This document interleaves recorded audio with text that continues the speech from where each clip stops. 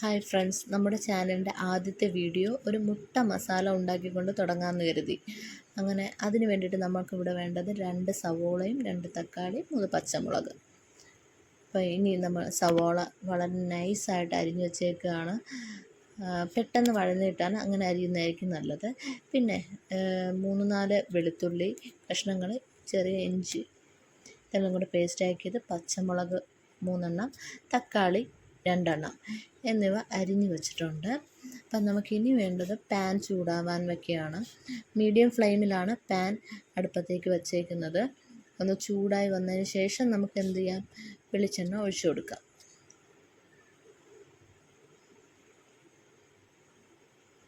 Pan ചൂടായി, ഇനി നമുക്ക് വെളിച്ചെണ്ണ ഒഴിച്ചു കൊടുക്കാം. വെളിച്ചെണ്ണയ്ക്ക് പകരം സൺഫ്ലവർ ഓയിൽ വേണമെങ്കിൽ ഉപയോഗിക്കാം. ഇനി കടുക് പൊട്ടാനായിട്ട് ഇട്ട് കൊടുക്കാം. അതിനൊപ്പം തന്നെ നമുക്ക് വറ്റൽ മുളക്, അഥവാ ചുവന്ന മുളക് 2 എണ്ണം കഷ്ണങ്ങളാക്കി ഇതിനകത്തേക്ക് ഇട്ട് കൊടുക്കുക. ഞാൻ പിന്നെ ഫ്ലേവറിന് വേണ്ടിയിട്ട് കുറച്ച് പെരിഞ്ജീരകവും കുരുമുളകും 5-6 ഗ്രാമ്പൂവും കൂടി ആദ്യം തന്നെ ഇടുന്നുണ്ട്. നമ്മൾ ലാസ്റ്റ് മസാല കൂട്ടി ചേർക്കുന്ന സമയത്ത് കറി മസാല ആഡ് ചെയ്യുന്നുണ്ട്. എന്നാലും ഇത്തിരി ഒരു ഫ്ലേവർ കിട്ടാൻ വേണ്ടിയിട്ട് ആദ്യം ഈ എണ്ണയിൽ കടുകിൻ്റെ ഒപ്പം ഈ ഒരു കൂട്ട്, അതായത് പെരിഞ്ജീരകം കുറച്ച്, 3-4-5 കുരുമുളക്, അതിനോടൊപ്പം 3-4 ഗ്രാമ്പൂവും കൂടെ ആഡ് ചെയ്ത് എണ്ണയിലൊന്ന് മൂപ്പിക്കുന്നുണ്ട്.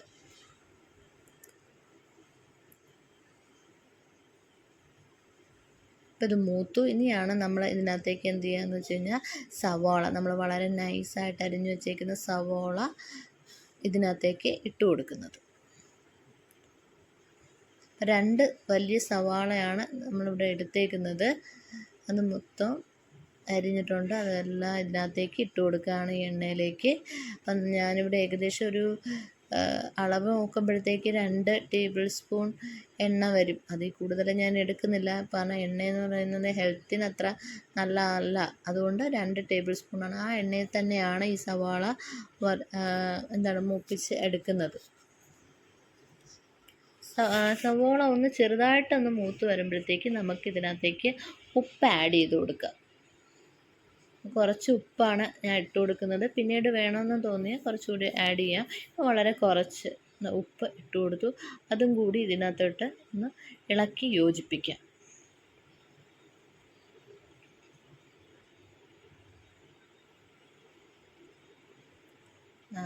ഫ്ലെയിം ഞാനിവിടെ മീഡിയം ഫ്ലെയിമിലാണിത് കുക്ക് ചെയ്തുകൊണ്ടിരിക്കുന്നത്.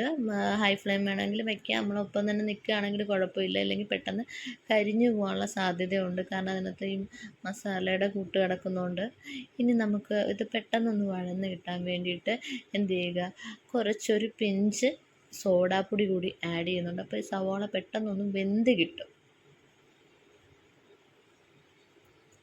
ഒന്നുകൂടി ഒരു മഞ്ഞ കളറായി അപ്പോഴത്തേക്ക് നമുക്ക് അരിഞ്ഞു വെച്ചേക്കുന്ന തക്കാളി, പച്ചമുളക്, അപ്പം ഞാൻ 3 പച്ചമുളക് എടുത്തിട്ടുണ്ട്. ചെറിയ പച്ചമുളകാണ്. എരിവ് വേണ്ടവർ അതിനനുസരിച്ച് പച്ചമുളക് ചേർക്കുക. പിന്നെ വെളുത്തുള്ളി, ഇഞ്ചി, ചെറിയൊരു കഷ്ണം ഇഞ്ചി, 3-4-5 അല്ലി വെളുത്തുള്ളി, ഇവ മിക്സിയിൽ അരച്ച് പേസ്റ്റാക്കിയതാണ്. ഇതുകൂടി ഇട്ട് ഇളക്കി കൊടുക്കാം. ഈ ഇഞ്ചിയുടെയും വെളുത്തുള്ളിയുടെയും പച്ചമണം മാറുന്നത് വരെ നമുക്കൊന്ന് വഴറ്റി കൊടുക്കുക. അതിന് ശേഷം വേണം നമുക്ക് എന്ത് ചെയ്യാം, മസാലകൾ ചേർക്കാനായിട്ട്.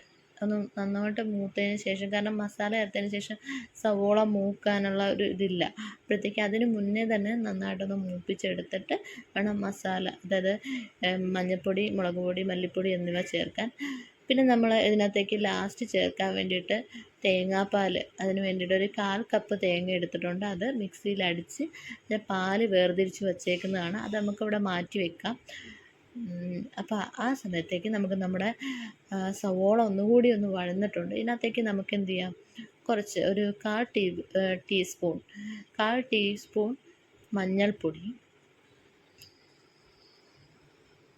1 ടീസ്പൂൺ മുളക് പൊടി, കാരണം ആദ്യമേ തന്നെ 3 മുളക് ചേർത്തു എന്ന് ഞാൻ പറഞ്ഞു. അപ്പോൾ ഇത് എരിവൊന്ന് ബാലൻസ് ചെയ്യാൻ വേണ്ടിയിട്ട് 1 ടീസ്പൂൺ മാത്രം മുളക് പൊടിയാണ് ഇട്ട് കൊടുക്കുന്നത്. ഇത് സാദാ മുളക് പൊടിയാണ്. നിറം വേണം എന്നുള്ളവർക്ക് കാശ്മീരി ചില്ലിയും ഉപയോഗിക്കാം. ഇനി ഒരു 1.5 ടീസ്പൂൺ മല്ലിപ്പൊടി,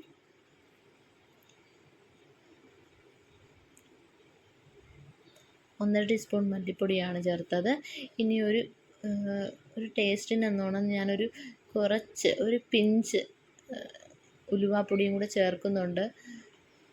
എല്ലാവരും ഉള്ളിക്കറിയിൽ ഉലുവാപ്പൊടി ചേർക്കുമെന്ന് അറിയില്ല, പക്ഷെ ഞാനിവിടെ ഒരു ടേസ്റ്റിന് വേണ്ടിയിട്ട് ഒരു പിഞ്ച് ഉലുവാപ്പൊടി ചേർത്തു. ഇനി നമ്മൾ ഗരം മസാല, അതായത് എല്ലാ സുഗന്ധദ്രവ്യങ്ങളും കൂടെ ഇട്ട് നമ്മൾ പൊടിച്ചെടുക്കുന്നതാണ്. ആദ്യമേ തന്നെ നമ്മൾ പെരുംജീരകവും ഗ്രാമ്പും ഒക്കെ ചേർത്തത് കൊണ്ട് അതിനനുസരിച്ച് വേണം. ഞാനിപ്പോൾ ഒരു 1/2 ടീസ്പൂൺ മാത്രം ഗരം മസാല ഉപയോഗിച്ചേക്കുകയാണ്, അല്ലെങ്കിൽ അതിൻ്റെ ഒരു മണം മുന്തി നിൽക്കും. പിന്നീട് ഇതിനെ എന്ത് ചെയ്യുക, ആ ഒരു മീഡിയം ഫ്ലെയിമിൽ തന്നെ ഒന്ന് മൂപ്പിച്ചെടുക്കുക എന്നുള്ളതാണ്. ഈ സവോളയും തക്കാളിയും പച്ചമുളകുമായിട്ട് ഇഞ്ചി വെളുത്തുള്ളിയും എല്ലാം കൂടെ ആയിട്ട് ആ മസാല ഒന്ന് മൂത്ത് എടുക്കുക എന്നുള്ളത്. മൂത്ത് മണം നമുക്ക് മൂക്കിൽ കിട്ടും. അപ്പോഴത്തേക്ക് നമ്മൾ എന്ത് ചെയ്യുക, കുറേശ്ശെ വെള്ളം ഒഴിച്ചു കൊടുക്കുക. വെള്ളം ഒഴിച്ച് ഇളക്കി കൊടുക്കണം. നമുക്ക് അതായത് ഇതൊന്ന് വെന്ത് കിട്ടാനുള്ള വെള്ളം നമുക്ക് വേണം. ഇത് അടച്ച് വെച്ച് വേവിക്കാനുള്ളതാണ്. അപ്പം നമുക്ക് കുറച്ചുകൂടി ഈ കിടക്കുന്ന ഇൻഗ്രീഡിയൻസ് എല്ലാം കൂടി ഒന്ന് വെന്ത് കിട്ടണം. അപ്പം നമുക്ക് അതിനാവശ്യത്തിന് വെള്ളം ഒഴിച്ചു കൊടുക്കുക.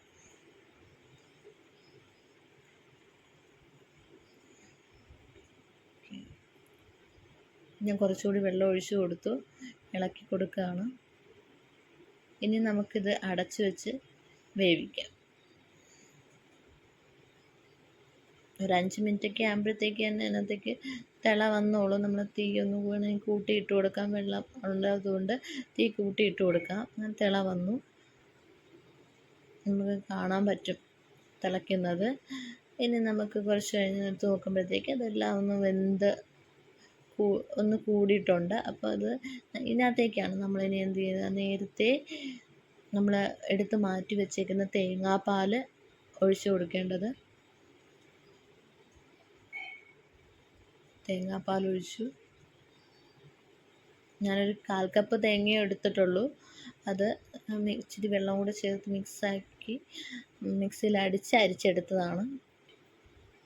തേങ്ങാപ്പാൽ ചേർക്കുമ്പോൾ നമുക്ക് ഏത് കറിയാണെങ്കിലും നമുക്ക് കുറച്ചുകൂടി സ്വാദ് കിട്ടും. തേങ്ങാപ്പാൽ ചേർത്തു, ഒന്ന് മിക്സ് ചെയ്തു. വേണമെങ്കിൽ നമുക്ക് അണ്ടിപ്പരിപ്പൊക്കെ കുതിർത്ത് വേണമെങ്കിൽ അരച്ചതിനകത്തേക്ക് ചേർത്താൽ കുറച്ചുകൂടി സ്വാദ് കിട്ടും. ഉപ്പ് കുറവായതുകൊണ്ട് കുറച്ചുകൂടി ഉപ്പ് ഇട്ട് കൊടുത്തു. കാരണം പാലും കൂടി ചേർത്ത് കഴിയുമ്പോഴത്തേക്ക് ആ ഉപ്പ് കുറവായിട്ട് തോന്നിയതുകൊണ്ട് കുറച്ചുകൂടി ഉപ്പ് ചേർത്ത് കൊടുത്തു. ഇനി നമുക്കിതൊന്നുകൂടി അടച്ചു വയ്ക്കാം. അടച്ച് വെച്ച് വെന്തതിന് ശേഷം നമ്മൾ ലാസ്റ്റ് ചേർക്കുന്നത് കറിവേപ്പിലയാണ്. മല്ലിയില ചേർക്കണമെന്നുള്ളവർക്ക് മല്ലിയില ചേർക്കാം. പുതിനയിലയൊക്കെ ഫ്ലേവർ ഇഷ്ടമുള്ളവർക്ക് അങ്ങനെ ചേർക്കാം. അപ്പം ഞാനിവിടെ വെന്തതിന് ശേഷം ലാസ്റ്റായിട്ട് കുറച്ച് കറിവേപ്പില ഇട്ട് കൊടുക്കുന്നുണ്ട്. പിന്നെ ഇതൊരു മസാല തയ്യാറായി കഴിഞ്ഞു. നമുക്ക് മുട്ട മുഴുവനായിട്ട് നമുക്കിതിനകത്തേക്ക് ഇട്ട് കൊടുക്കാം, ഇല്ല കഷ്ണങ്ങളാക്കി ഇട്ട് കൊടുക്കാം. ഞാനിപ്പോൾ ഇത് കറി ഉണ്ടാക്കുന്നത് മാത്രമേ വീഡിയോയിൽ എടുത്തിട്ടുള്ളൂ. പക്ഷേ ഈ കറി ഉണ്ടാക്കിയതിന് ശേഷം അതിനകത്തേക്ക് ഞാൻ 2 മുട്ട ചെറുതായിട്ട് ചോപ്പ് ചെയ്ത് ഇതിനകത്തേക്ക് ഇട്ട് കൊടുത്തു. അത് ഇത്തിരി കൂടി കറിക്ക് ടേസ്റ്റ് കിട്ടുമെന്നാണ് ഞാൻ കരുതുന്നത്.